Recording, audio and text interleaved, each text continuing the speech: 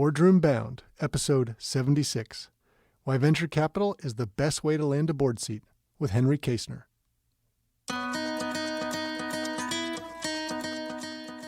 There's an old maxim that says that the role of a CEO is to steward the mission and the vision of the company, to resource the company, and then to bring the right people on board. And that's really important, not so much because of what you are to do as a CEO, but also what that conveys about what you're not to do. Hello, and welcome to this episode of Boardroom Bound. My name is Alexander Lowry, and this is the podcast dedicated to intentional leadership in the boardroom. My goal is to give new and aspiring directors the tips, tactics, and strategies necessary to transform your confidence and build a successful career as a board director. Quick reminder that you can get all of today's show notes at podcast.gordon.edu. In today's show, we'll be speaking with Henry Kaestner, who is a managing principal in Sovereigns Capital, which is a private equity and venture capital management company that invests in faith-driven entrepreneurs whose values create a workplace culture that is about business excellence and community citizenship. And they invest from offices in Silicon Valley, Washington, D.C., and Jakarta, Indonesia. Prior to founding Sovereigns Capital, Henry was co-founder and previous CEO of Bandwidth.com, which is a public company on NASDAQ, and also its sister company, Republic Wireless. And these two companies have grown to over $300 million in revenue. Henry has been involved in a number of ministry and philanthropic activities, including being a founding board member of Praxis, an accelerator committed to helping faith-driven entrepreneurs, and he also sits on a variety of business and ministry boards. In today's show, Henry's going to be walking us through the evolution of a board member. So we talked about Bandwidth.com that grew from nothing as he was a co-founder from a very small board of himself and his co-founder, and eventually becoming a much larger, more experienced board as they approached their IPO. And now in his role as a venture capitalist in private equity, he sits on a number of boards. He watches boards interact. He counsels CEOs on how to find a right board member. He sees the good and the bad. He has tremendous experience that he's going to bring to us throughout that whole career. This is helpful for all of us as we think about how do we build our unique selling point? How do we create our value proposition? How do we network for a board? How do we bring all of that together to make that reality? And we move from aspiring to a sitting board member. Can't wait for you to hear Henry's message. Let's jump into the show.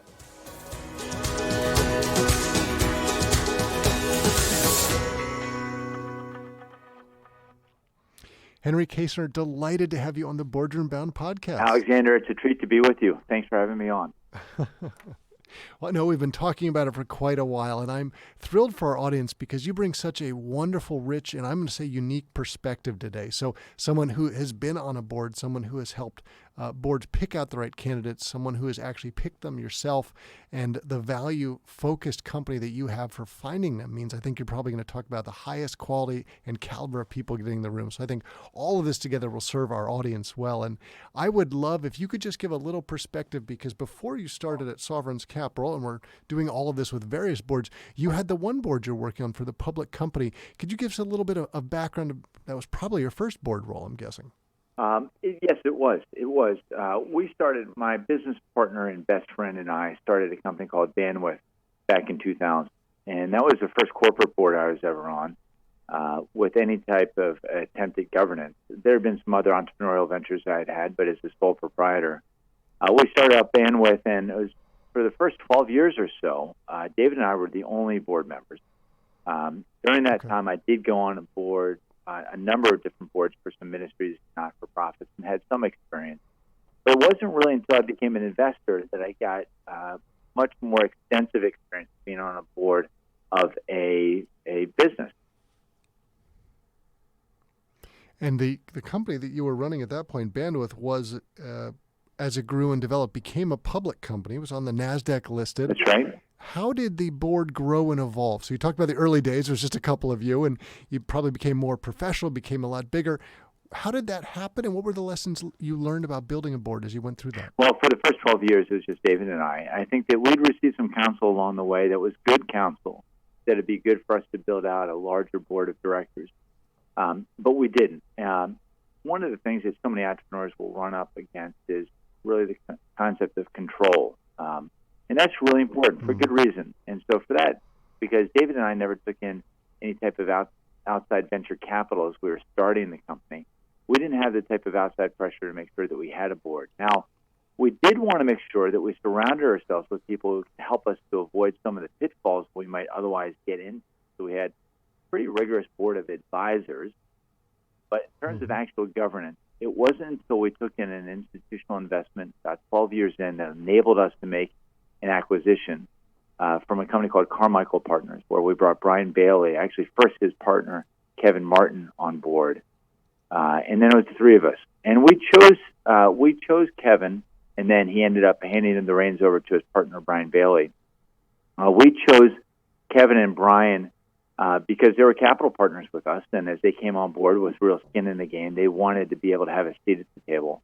But they also came out of, particularly Kevin as the former chairman of the FCC, came out with some really good experience that we thought was going to be super helpful.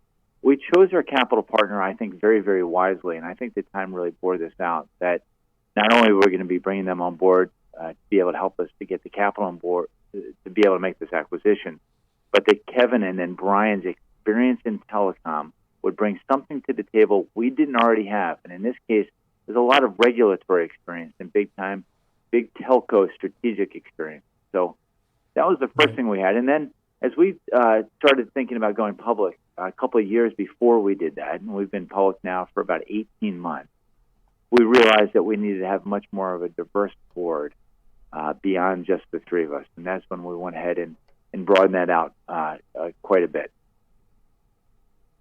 So this is a wonderful story. So let's explain it a little bit for some of our audience who might be new to the space. When we say board, people probably think it's the same thing. There's the board of advisors, you've got your board of directors.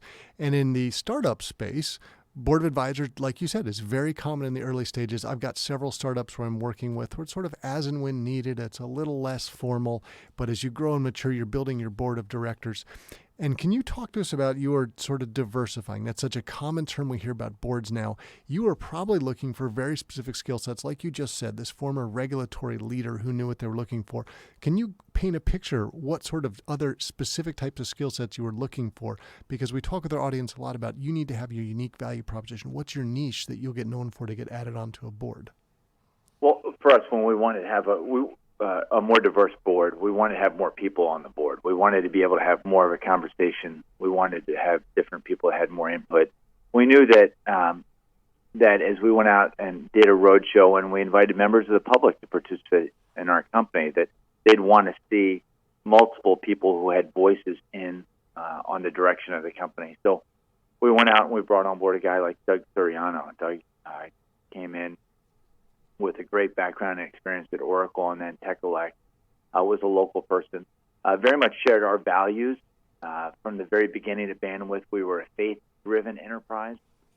We wanted to glorify God with our work, a big part of our cultural values, faith first, then family, then work.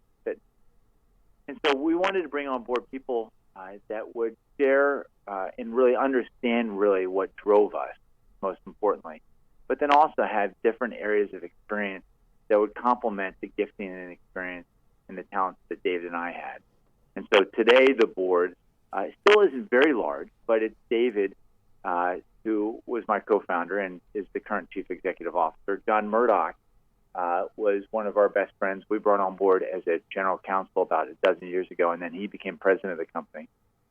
Brian Bailey was the gentleman that I had mentioned before from Carmichael Partners.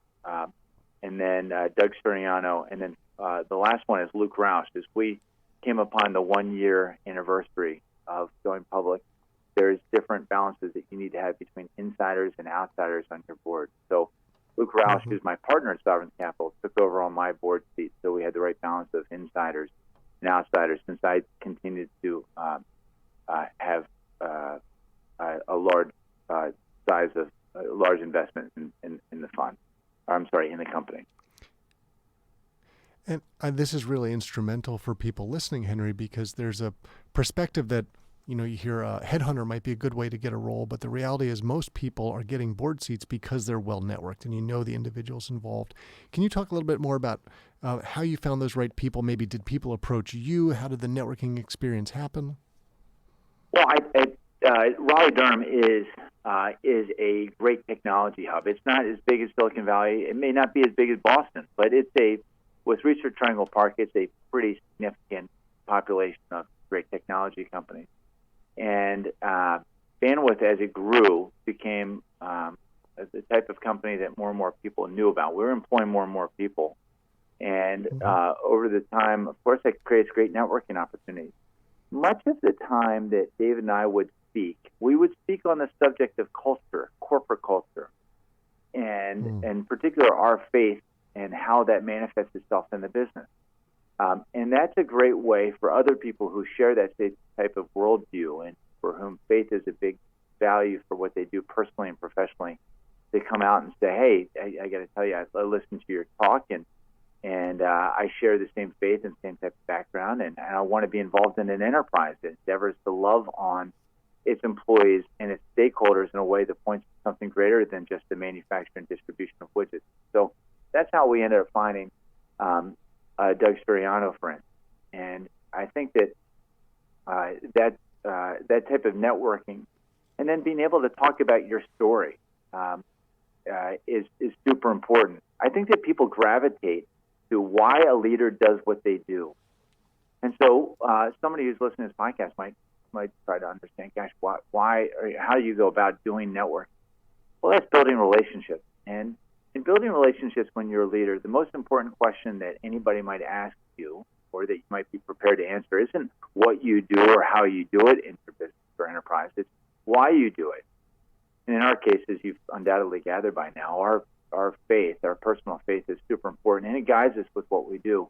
That allows us to be able to find other people that share that faith experience. Now, to be clear, we run a business that welcomes and encourages all faith, and yet with the company, we've been able to meet lots of different people who do share our cultural values, while we welcome and love on people that might not share that as well. So that makes sense. So we've talked with previous episodes about building your reputation, your brand, creating authority, having a specific niche. But we've also talked a lot about cultural fit. You want to make sure, I liken it to dating. The board you join is as comfortable with you as you are with them. And I think what you're talking about is one of the ways that you think you'll be a good fit, and you begin having that discussion, that conversation. So as people were probably hearing you and coming back and saying, this sounds like something I'd like to be a part of. Can you give our audience a sense of how that typically worked? Was there a process that you guys went through? It sounds like as you were growing, developing, it was probably a little less formal. Well, it was much less formal. The board procedures, the board exercises I've been through since as an investor are much more rigorous. David and I started the company on our own with our own money, didn't seek outside capital, and so it was very informal. And we wanted to be able to have control of the company and set the direction and the strategy in a way that allowed us to have the biggest say. And to some extent, of course, that continues. Investors who come on board at Bandwidth because they understand that David has strong leadership and great guidance and direction. And we wanted to be able to find people that would align themselves on our board, that would align themselves with David's leadership, and yet at the same time bring in new individual voices, and whose backgrounds were strong enough and successful enough that they could indeed be utilized by David and the rest of the board to be able to direct and impact the direction of the company. So to be clear, it's become a very collaborative process. Our board is very strong. Each member is able to bring in and have a very strong and clear voice, and we welcome that. But at the beginning, it was much more informal. And I'd be very curious, just as you were alluding to now, so in your current role where you're working at Sovereign's Capital, both private equity and venture capital sides, you were talking about a little bit more formal, but you've had such a broader experience, different types of companies, different stages of development. I would love to shift a little bit and say, what does that look like as you're sitting around some of those boards? You're hearing the conversations, you're thinking, if I were positioning myself for a board now, or if I were giving advice to someone, this is how I would think about it. I'm sure it's changed since the early days with Republic Wireless. Well, it has. I think that much of what happens now on boards of fast-growing companies comes out of their capital partners. An entrepreneur that goes out and raises venture capital and brings in that seed round, they might not give up a board seat, but the seed round investor is going to try to see who leadership is, and having a board an independent board. It makes that seed investor feel that much better about coming in on the seed round. Well, by the time that there's an A round, then there absolutely will need to be a board seat that's given up to the A round investor, and maybe more than one. And then once a company has gone ahead and done the seed round and the A round, well, a lot of times they're on that type of growth trajectory that consumes capital, and they may end up doing the B and the C. And in each case, of course, they'll give up a board seat to somebody who represents that share of that class of stock. And so they need to, an entrepreneur that's going ahead and putting together a business with an eye towards having the right type of governing board needs to understand that if outside capital is going to fuel the growth, they need to prepare themselves to be able to have a large, diverse group of board members that where each share class is represented. And in some cases, I think that some people might end up saying, that's the direction I don't want to head in. I'd rather be I'd rather grow slower. I'd rather be more bootstrapped. And I want to be in a place where I maintain control of the company. So my board is going to be myself and maybe my co-founder and maybe one other person if they can add value. But that might be a reason that some people don't raise capital. Raising capital does bring in more people who are strapped to the mast with you, who have now real skin in the game. I've got to be careful about mixing my metaphors. But the entrepreneur needs to understand that having a diverse board that represents the interest of their shareholders while having a fiduciary interest for all of the shareholders of the company. So they're fund holders they represent, plus having a fiduciary responsibility for all of the stakeholders. It's a different animal. It is, and actually, as you're talking about this story, I'm thinking about one of the groups that I'm on the advisory board now, and they're wrestling with this exact decision about whether they should raise and what the implications are as a result of that. And usually we talk about people who want to be on a board, but I think this is a wonderful chance for you to enlighten us with a different perspective. As you're sitting around those tables and you're listening to people wrestling with this sort of thing, if you were counseling them to figure out, this is the type of person that you would want to bring on. Knowing culture is important, the right expertise to add in. What sort of advice do you give to people who probably have never had to go through this before? They might be founders of a first company and thinking, how do I find the right person? Because it's a huge problem if you don't bring on the right board member. What advice do you give? Because that'll be relevant for all of us to be thinking, how do we position ourselves? Okay, so that's helpful. And I might not have done a good job of answering your first question with the audience. So from the perspective of the business owner that's looking to recruit on board a board member, it's important that you bring somebody on board who's able to add something, has a voice or an experience that's helpful for the direction of the business. It might be helpful in the way that you think about managing your human capital. It may be helpful in the way that you look at strategic opportunities. It may be helpful, and some of those strategic opportunities might be fast growth. It may be making acquisitions. It may be working in a regulatory environment. All those things you want to be able to staff. There's an old maxim that says that the role of a CEO is to steward the mission and the vision of the company, to resource the company, and then to bring the right people on board. And that's really important, not so much because of what you are to do as a CEO, but also what that conveys about what you're not to do. And that's all wrapped up in that third part, which is get the right people on the bus, and that includes your board. You want to be able to staff. I love the Good to Great book. I like that analogy. Yeah, you want to staff your weaknesses, and you want to bring on expertise into the company that will help you to succeed.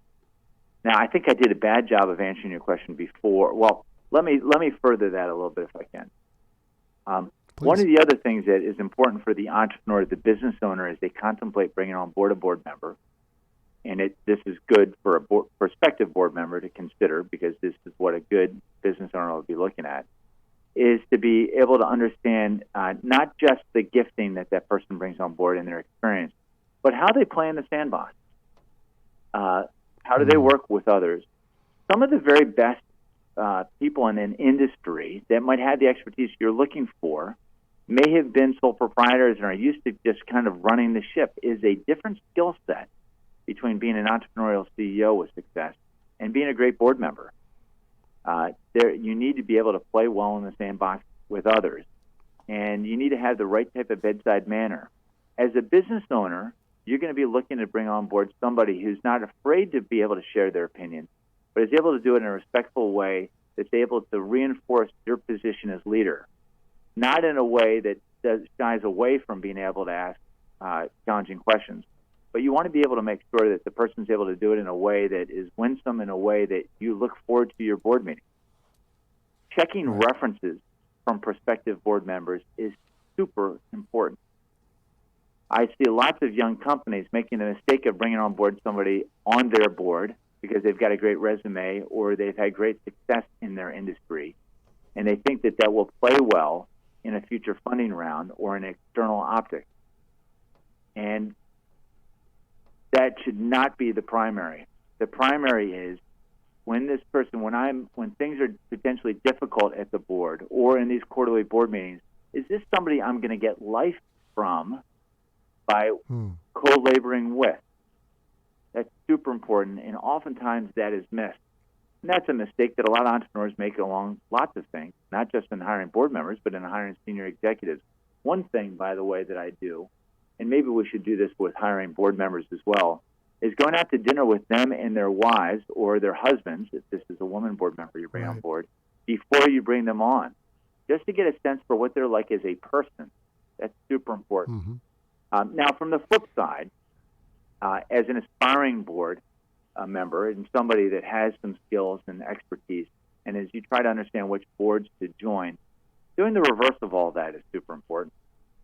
Understanding the person that is the CEO of this company, meeting their spouse, understanding who the other board members are and how their board goes, auditing a board meeting before you join it gives you a sense for the dynamic that's involved, whether it's a well-functioning board and whether it's something that's a party that you kind of want to join going forward. I think that type of testing out of things is super important before either a CEO brings on board a board member or a board member decides to join. I think that's a fabulous idea. I've never heard of anyone openly saying that they're happy to have a board meeting audited. Clearly, you'd have to sign a lot of non-disclosure agreements and whatnot, which is fine. Have you seen that happen regularly? I think that's a great idea. You know, it happened most recently with a board I joined for a school. I joined the board of the school where my kids go, and they actually encouraged it.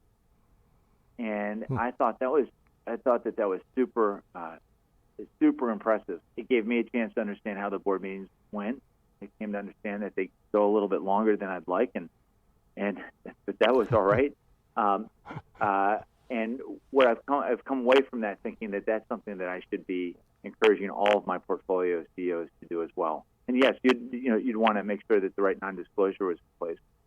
But we do this try before we buy with lots of different things in life. A lot of the senior executives that we've hired at Bandwidth over the years, and then we've seen with our portfolio companies, come on board as consultants first. We should do the same thing on the board side, I think. I like that procedure, and I'll liken it to two things. I remember at J.P. Morgan, there was a clause in every joining contract that said you were basically on a trial run for 90 days, and if it doesn't work out, we can let you go with no problems. And that's not quite exactly what we're talking about, but the same sort of philosophy. How do we test this out? And so I'm on the YMCA board, and it's basically the larger Boston area. It's a massive organization, and their philosophy, you have to go through lots of interviews and lots of testing out. They think they've got the right person. They will put you on a subcommittee as a sort of a test case for a year, just to make sure you're going to show up, you're going to be engaged, you're adding good value before they give you the privilege and responsibility to be on the full board. And I like that approach to it.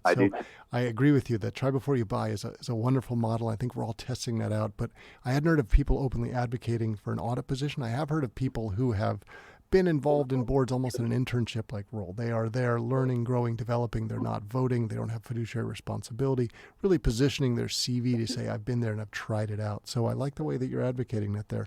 Do you have people who have ever approached you saying, I would like to have an experience on a board. Do you have audit positions available, something like that? Or is that really just someone would negotiate that personally at the end of the interview process? I think it's something that people would negotiate on a one-off basis. And we to be clear, while I obviously really like the idea, or I wouldn't have brought it up, it's not something that we have implemented across our portfolio. And so I think that over the coming years, we're going to be We're going to be testing out what the right way is to go about that.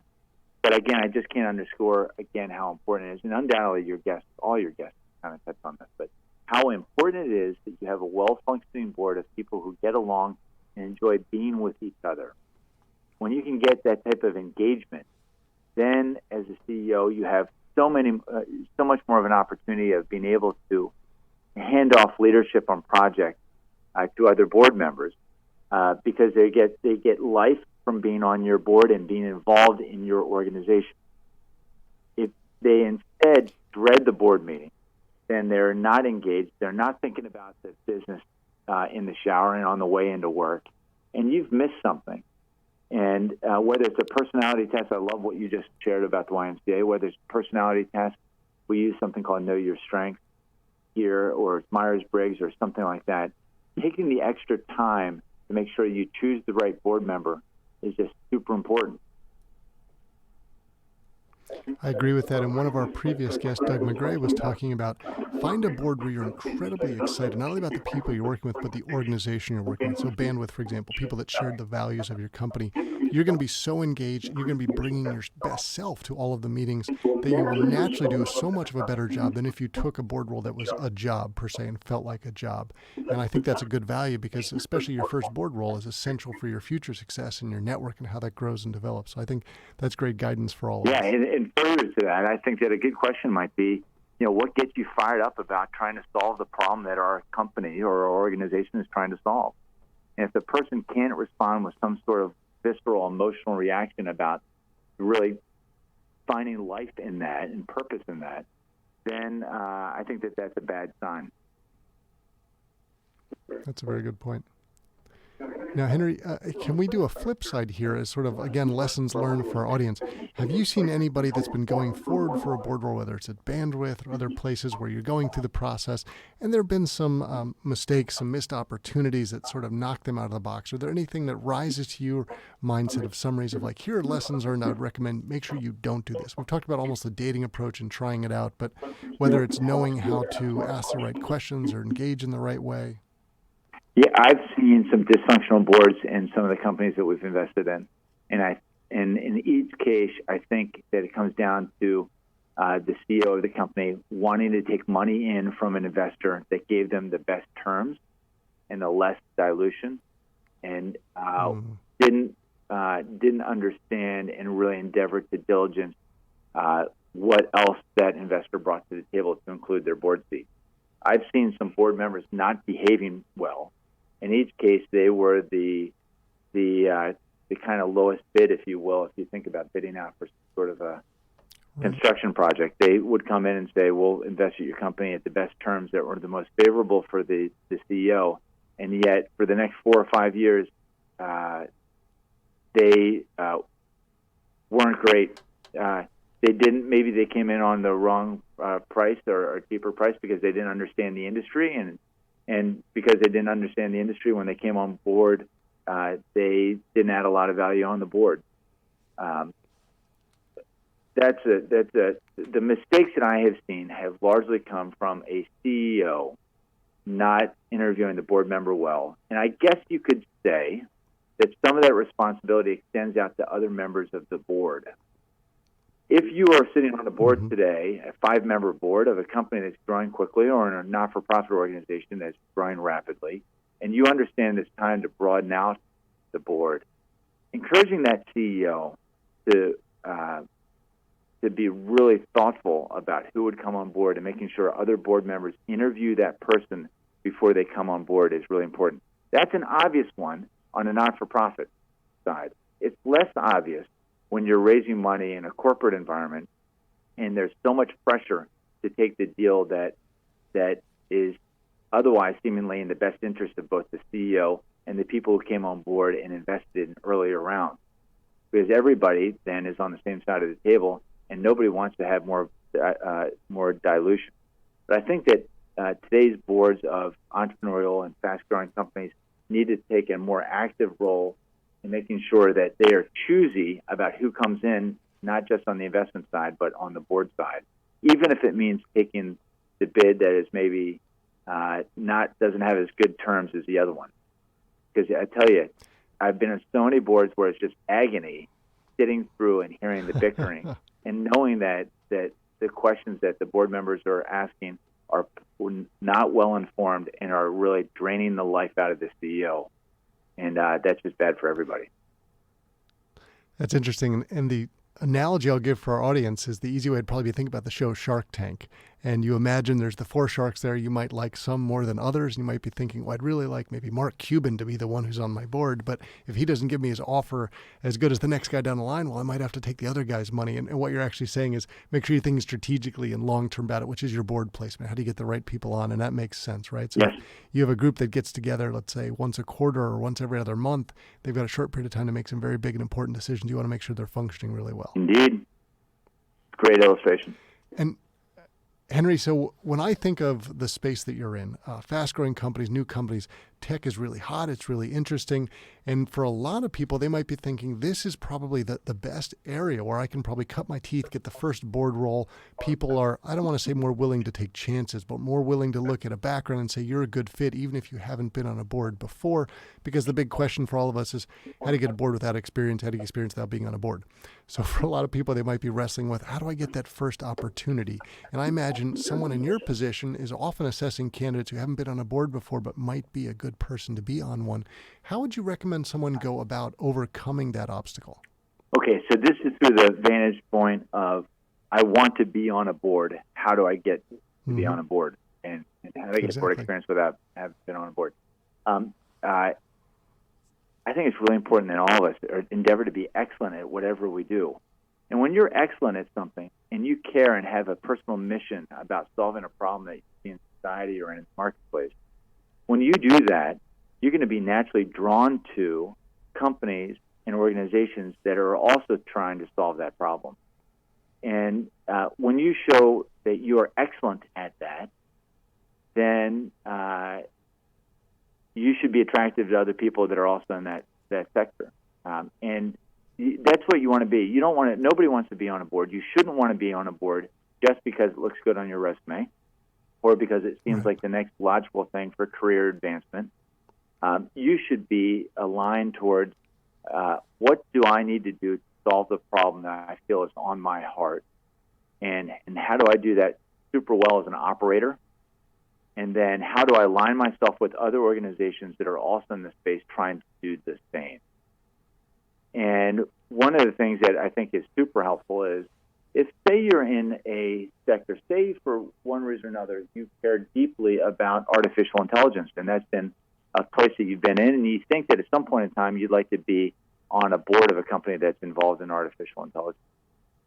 I think going out and spending time at different industry events, meeting other entrepreneurs or meeting people that are trying to solve the problem, and trying to figure out how you can serve them is a good way to be able to endear yourself to people who would be the CEO and chairmen of boards. And if you're excellent, if you have a career of excellence in anything, and maybe I shouldn't have picked artificial intelligence, but just go with it. If you've been excellent in that for 10 or 15 years, and you endeavor to be the very best in that aspect of artificial intelligence, that means that you're going to be of value to another organization. Now, you have to be careful. In some cases, your own compliance initiatives will say that you can't be on a board by virtue of the fact that you are an industry expert and people don't want you sharing trade secrets. But more generally in the industry, look at bandwidth. Doug Suriano is in the telecom industry, more on the equipment side, but he had shown a great, just a great track record of being an excellent operator and being widely viewed by others as being the best at what he did. So whether he was on other boards or not was immaterial for us. What was material for us was that he had a long-standing reputation, vouched for by lots of different people, that this is a guy who's really good at what he did and who understood the broader part of our industry and the players in it. And so as we came to be in relationship with him, he said, I'd love to be able to understand how to serve you. So that's the type of guy we want to have on our board. So be excellent, have a servant's heart, network with other people that care about the problem that you're trying to solve.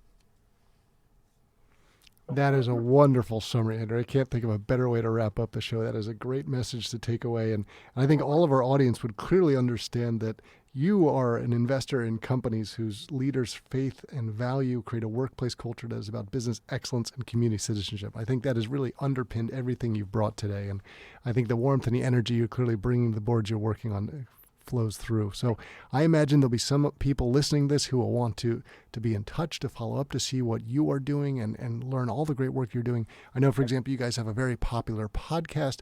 Can you give our audience a sense of the different things? I know you have a newsletter, the activities that you guys are doing that people could get plugged into to understand more of what you're doing. Hey, thank you for asking. So yes, we have a fund. It's called Sovereign's Capital. But out of that came a ministry, if you will, called Faith-Driven Entrepreneurs. faithdrivenentrepreneur.org. We've got a daily blog, a weekly podcast, and a monthly newsletter where we try to encourage people of faith as they endeavor to get out and solve real problems in society. So thank you. And I will make sure we link to all of those in the show notes. And I know that I listen to them and follow them myself, so I enjoy them thoroughly. Lots of value comes out of those. And Henry, it was a pleasure having you on the show today. Thank you so much for joining us and sharing your insights and helping all of our audience to be more boardroom bound. Alexander, it's a great privilege. Thank you. That's it for this episode of Boardroom Bound. I really enjoyed chatting with Henry Kaestner. I loved hearing the evolution of his experience starting out as his first corporate board member of the company that he founded, Bandwidth, how that grew and developed in maturity as they approached their IPO, and then now as a VC and private equity investor, how he sits on the board, how he sees people, how he observes the best practices, what he wouldn't recommend, his tips on networking and how to proceed. So much knowledge today. Now remember to head over to podcast.gordon.edu where you can get links to all of the resources that we've talked about. And if you enjoyed this episode, please take 30 seconds to leave a review on iTunes. Reviews on iTunes are one of the best ways to get out word about this podcast. So thanks for joining me on this episode of the show. I can't wait to share more stories and strategies from brilliant business minds with you again next week. Remember to keep tuning in to be Boardroom Bound.